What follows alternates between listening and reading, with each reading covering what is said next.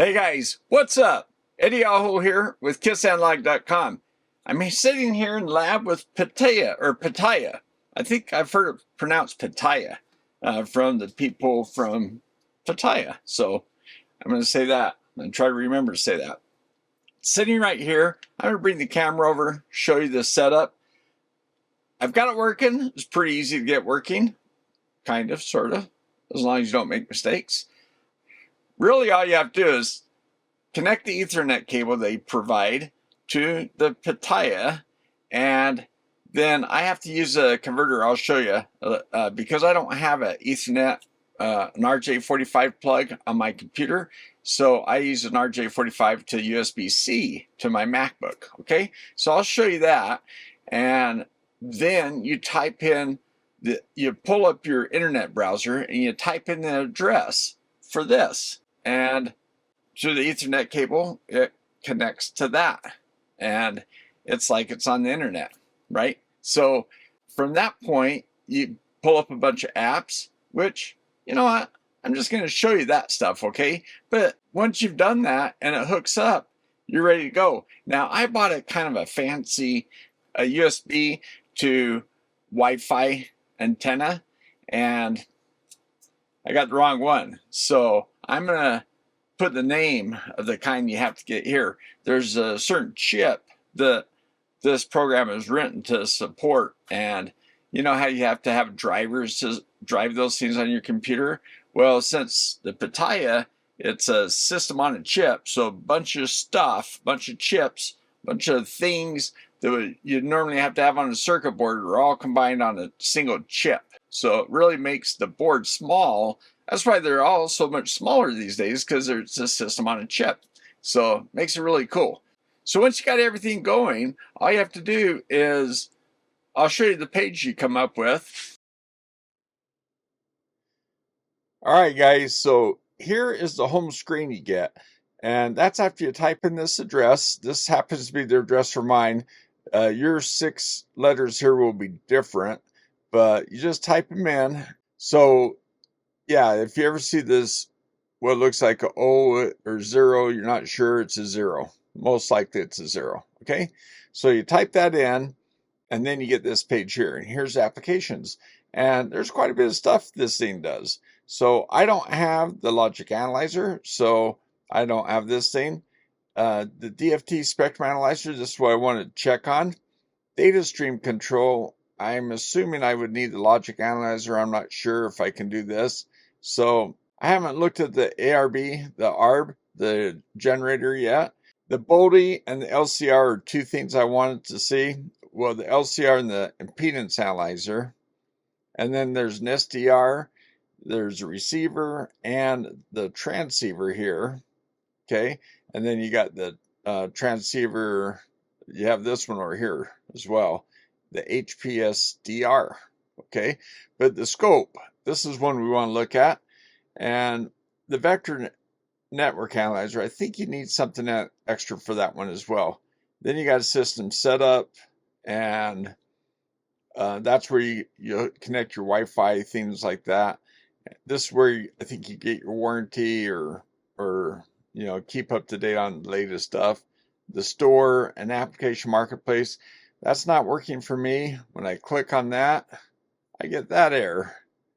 And if I click on one of these, I get no page found. So not sure what's going on there. But all right, so first thing, let's look at an oscilloscope. So I've got a signal, and I wanted to use my own signal generator. So I've got, okay, now look, first of all, when you come on, these things won't be turned on.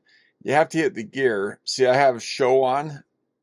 The yellow's this trace, okay? And then there's an invert. There you go, there's the yellow. And you notice how it flipped up high? Because it has a DC offset. So it thinks it does. See, it's 0.7. That's one of the things I wanted to mention is I shouldn't have really a DC offset, but this thing thinks I have a 0.7 volt DC offset. So if I take that away, go down to 0. Okay, let's turn off the invert. See, it drops down here. So either way, it thinks there's an offset. Okay, so there's channel 1, and my switch is in the HV position. I believe that is where you can go up to 20 volts at the jack, and this is where you can go up to 2 volts at LV. So I just went to HV to be safe to start off with. In the probe attenuation, you got 3 options. So I've got times 10 probe on it, so that's why I have that. Channel 2 set the same way, and it's on show. That's why you can see it, and it's also 0.7. So here, let me go down to 0. Okay, now I'll show you in my setup, but I have the probes in the same position, so they're looking at the same signal, so they should read the same thing. And here, let me stop it real fast so these things won't flicker.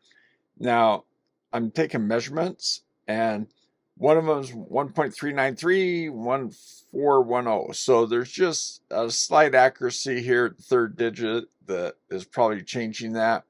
And it says it's an 8 kilohertz waveform, which it's actually 10 kilohertz. So let's turn this back on. That's where I think you need more waveforms. So if I go plus, I'm zooming in the time base. If I go minus, I'm pulling away. So if I go out here, even there, I'm getting closer to 10. So now it looks like it's got enough waveforms that it can figure things out. And then also I can expand the amplitude so I can zoom out. Whoops. See, this is kind of the opposite. You want to zoom in, it makes it bigger. So yeah, logically, for some reason, that seems opposite. I mean, to me, with the horizontal controls. So there's that, okay? Now you can, here I'll freeze again so we can get a good reading. Again, they're both very similar, just off a slight bit. And this says 9.99K, which pretty much agrees with my generator I'm putting out, 10K. So just off slightly, okay? So let me show you some things. Here's trigger. Wherever you see something highlighted like a gear like this, means you can click on it, and auto normal single, so pretty basic. Here's your level, your history sees, and here's the trigger right here. You can grab this and slide it up and down. You can see the number changing there, so I can stick it right on 0 right there. And I got the hysteresis turned on just so it doesn't jitter around. So it's a true digital one that waits, and if you have more than 0.067, then it'll trigger. But otherwise, it ignores stuff within that hysteresis. Rising edge, falling edge. And its source is channel 1. Okay? So there you go. Offset, you have that as well. So kind of a basic trigger function. Okay, go back to here. And here's, I don't have the ARB turned on. So nothing. I think that's what that's for. I'm not sure. Because output E2. That might be, I don't know. Honestly, I don't know what that is. Okay, cursor. I don't have the cursors turned on. So you can turn on cursors if you want. X1, you see that right here. I'm pulled over here, and it's showing the measurement there. X2, I can pull that guy out. So there's cursors. That's nice. Then you turn on the Y ones and grab them. Okay, so cursors are nice. Over here showing like 3.33 peak to peak, 1 volt here, and time 100 microseconds between, and it gives you your times and values for each thing. So I'm going to turn those off again, and this is tied to the input 1, and there's a math function too, right? So I'm going to turn these guys off, just so we have a clean screen so I can show you things easier. And then there's a measurement thing. See all these gears and things you can click on. So here's a measurement. And right now I've got RMS for input 1 and RMS for input 2 and frequency for input 2. They're the same frequency for both channels, so I just chose one of them. And up here is where you choose the kind of things you want to do, and those are your options, okay?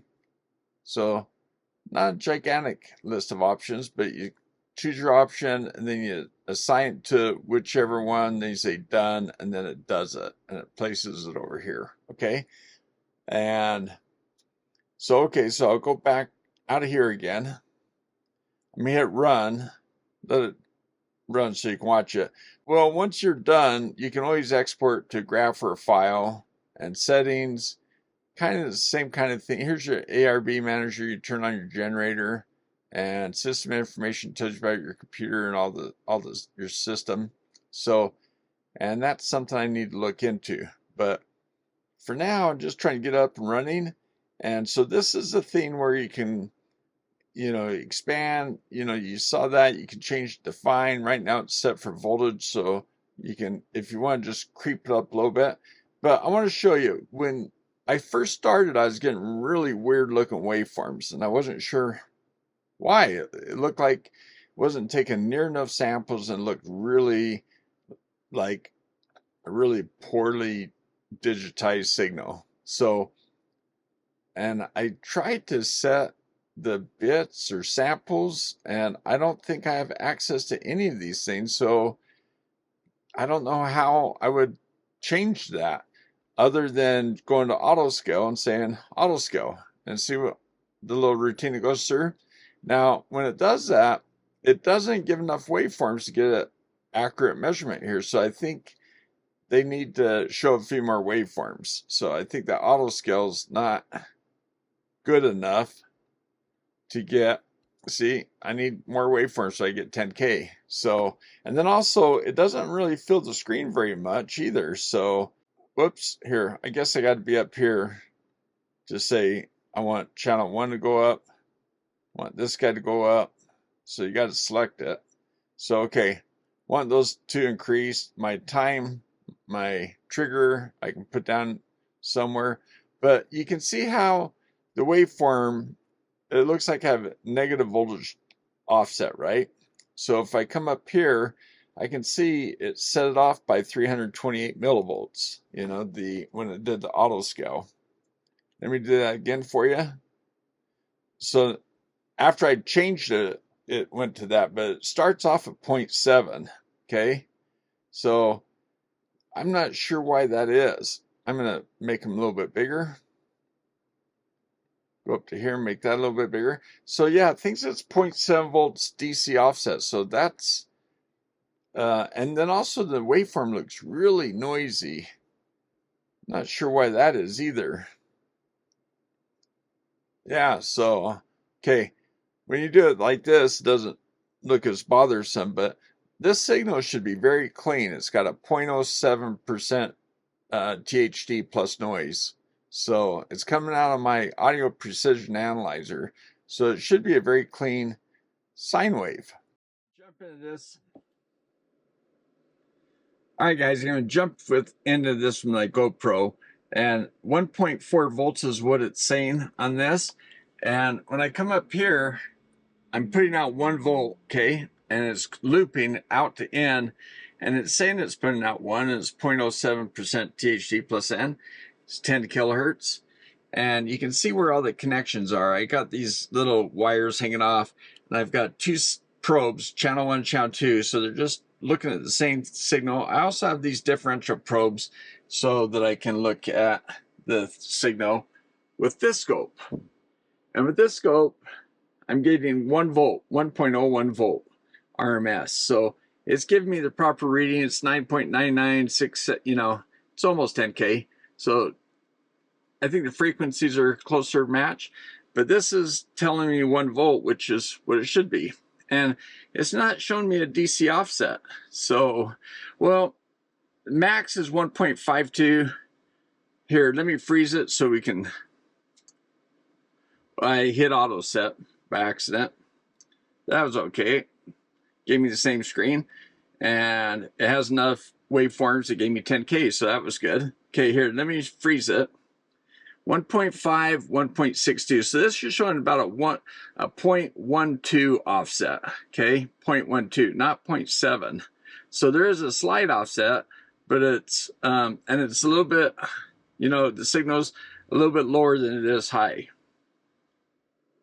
So down here, it's a little bit lower than it is high as well, but but a bit more, right? 0.7 instead of 0.12. All right, guys, so now let's go back. So I can either hit this house, it takes me to home, or I can hit the back arrow, but I'll just hit this.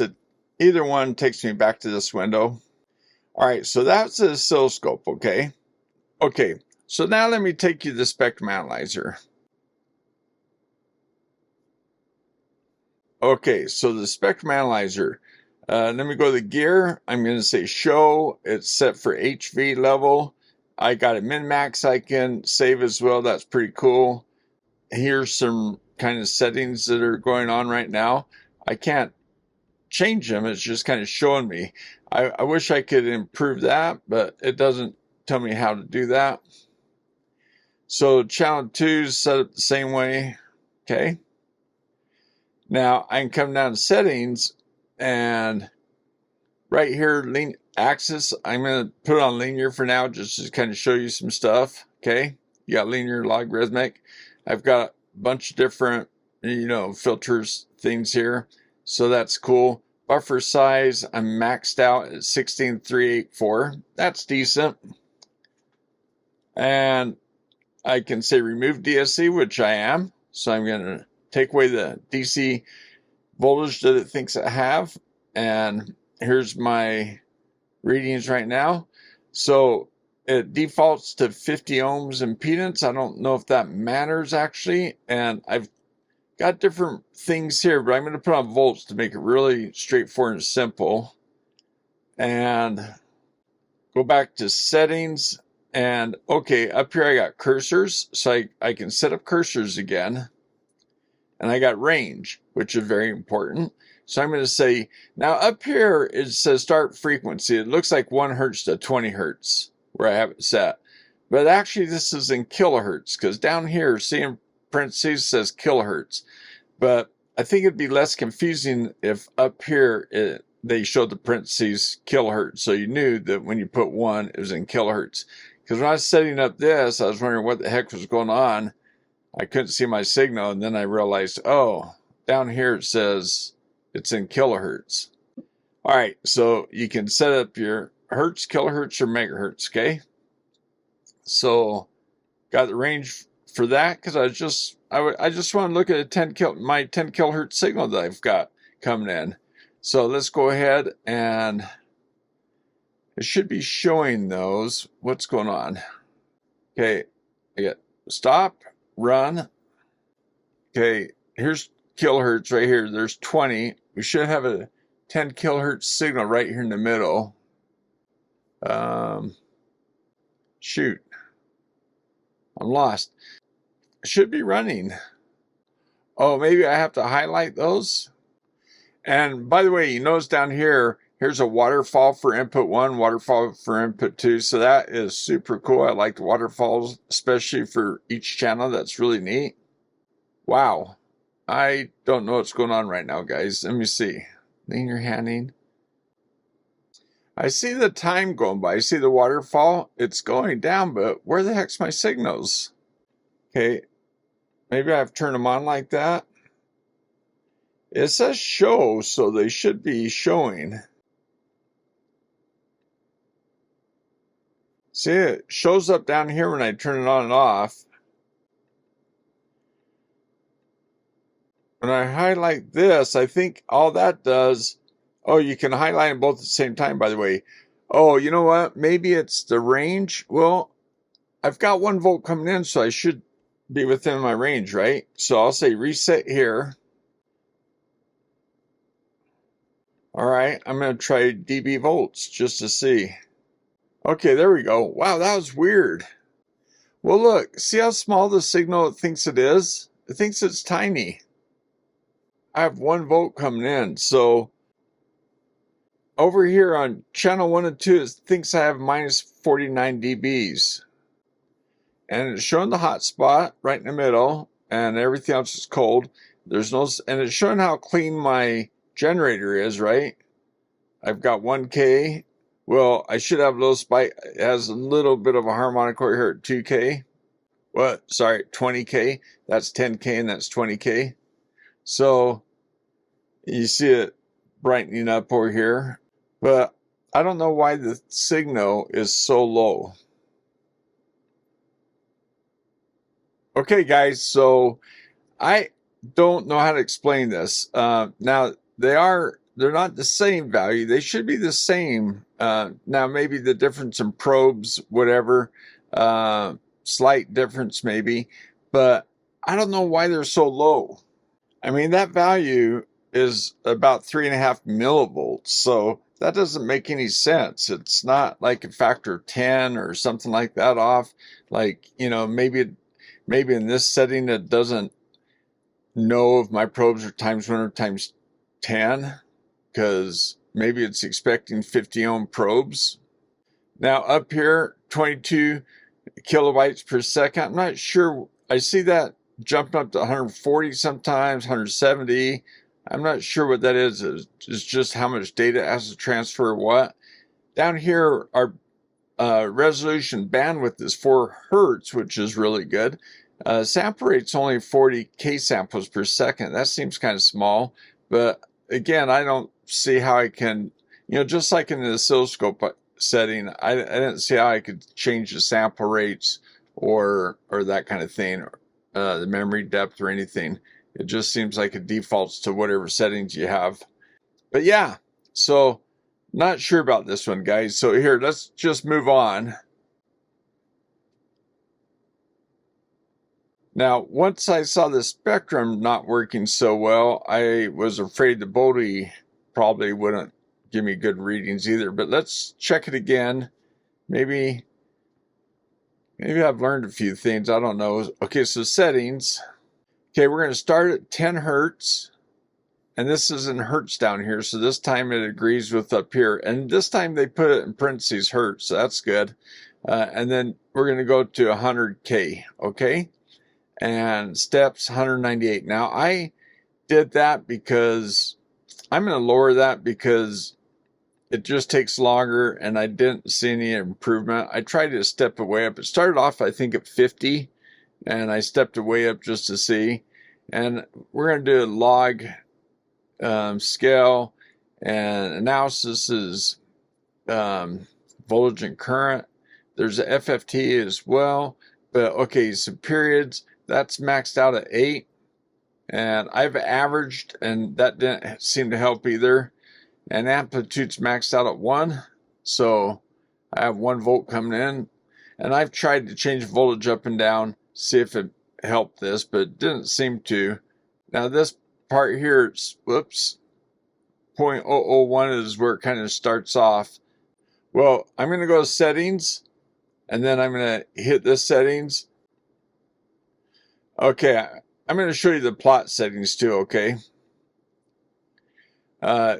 This is where you can set your gain and your phase stuff, okay? And it's all on auto scale for now, okay? And you can calibrate things too. But it feels to me like this is so far off, it's not even worth calibrating. I'm doing something wrong for sure. Okay, so let's go ahead and run it. Yellow is amplitude. You can see over here in the left corner and bottom corner, and phases in green. So it's plotting. Up here it shows the current measurement is 23 hertz, and there's a step 16.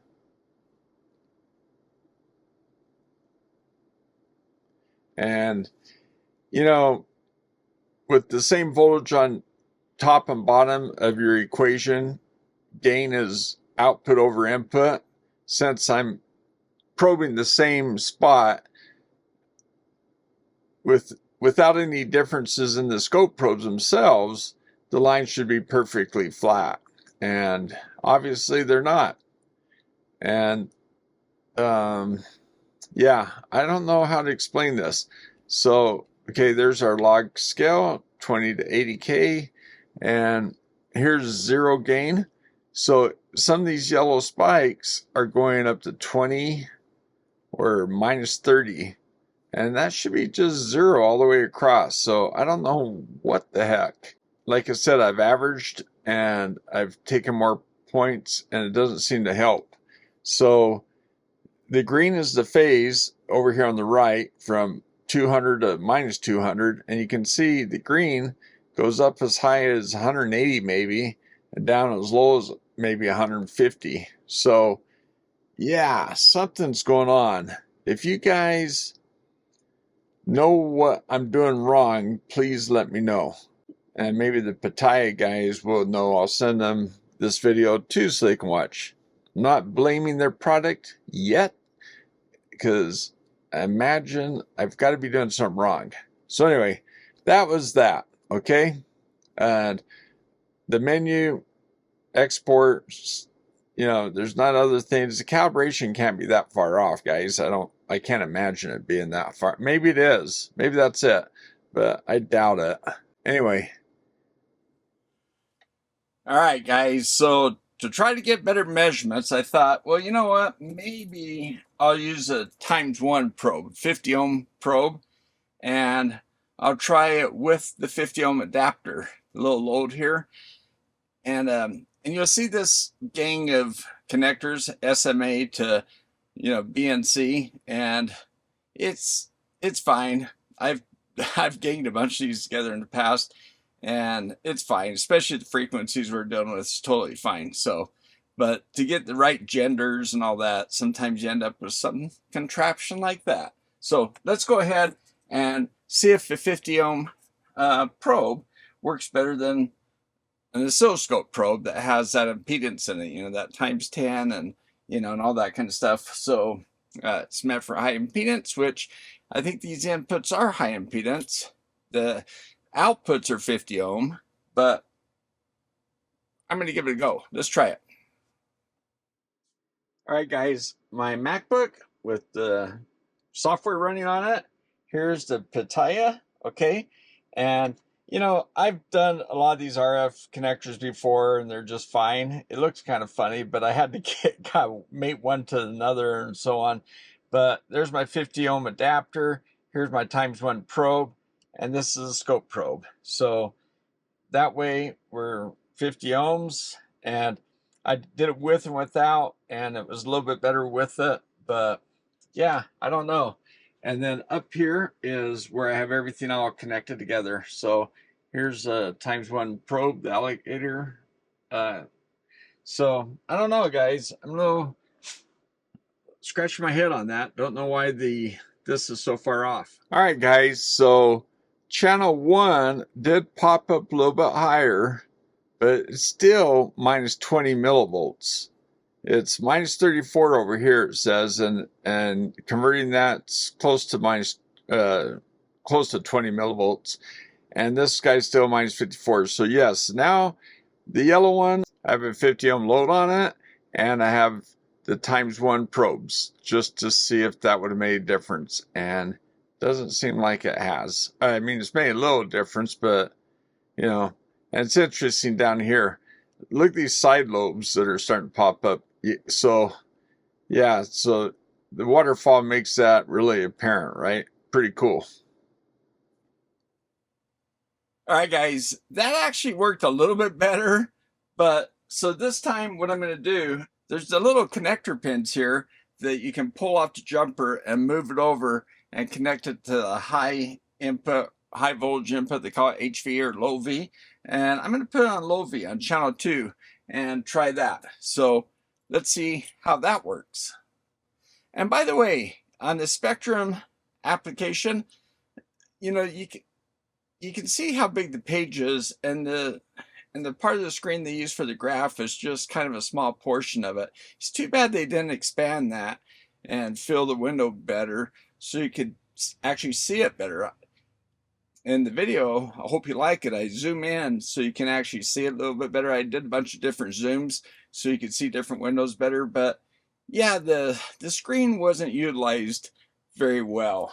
And I think it just goes to show even though this has been around for what, 12 years now, 13 years, it just goes to show that, you know, to make these applications for scopes and spectrum analyzers and so on, it takes a bit of software to firmware is embedded in the chip. Software's the stuff that runs on top, But, you know, it takes a bit of that design work to fully utilize the screen the best way, the GUI, what we call it, right? The user interface. And so, although this has got a lot of potential, I think it's still potential. I don't think they've met it yet. But I think for embedding this board into applications, like you're building a robot, I don't know, you're building something, like if you look at the applications on their webpage, there's a lot of cool applications it's been used for. So, and then there's the cards that plug in. And so I think it is a Swiss Army knife. It's just that it's not very polished yet, I would say. But, you know, right now I just want to get accurate measurements, and I'm having kind of a difficult time. So let's jump in this, see what we got, okay? Oh, and by the way, you can see I changed shirts because it's another day. And today, I'm kind of hurt a foot. So anyway, yeah, I spent all day. I spent pretty much all weekend working on this. So like the video, subscribe if you haven't done so. But liking the free way to support the channel. I really appreciate it. And I really appreciate Red Pitaya for sending this out to me. Okay, let's jump back into this. Okay, so I went ahead and I'm just using channel 2. I switched to the low mode on the card with the little jumper. And so I set this up for low mode, and I'm using a 50 ohm terminator. Well, I tried one and it made it better, about -7 dB. And I took off the terminator, but I left this at 50 ohms, and now it's -3.8, which is even better. But still, it's not reading correctly. Instead of 1 volt, I'm reading about 643 millivolts, where the scope was reading 1.4. So I'm reading about half of what the scope was reading. So yeah, there's something, it's got to be the cable, I don't know. Something's still going on. But yeah, it's just strange with the scopes one setting. With this one, it doesn't give you how to set up your probe, so you just assume 50 ohms. Okay, I'm going to use a ×1 probe with a 50 ohm terminator. That didn't get me there. Taking off the terminator worked better, but still no go. Okay, guys, I tried different setups with this. I don't know. I'm not sure what's going on. I was hoping that I could get the scope, and the scope is pretty simple, pretty basic, right? And the spectrum, kind of simple, basic too, but it's kind of cool that you can do them both with a product that's in the $400 range. I guess there's oscilloscopes today that can do quite a bit of things too, right? And a little more sophisticated, a little more polished.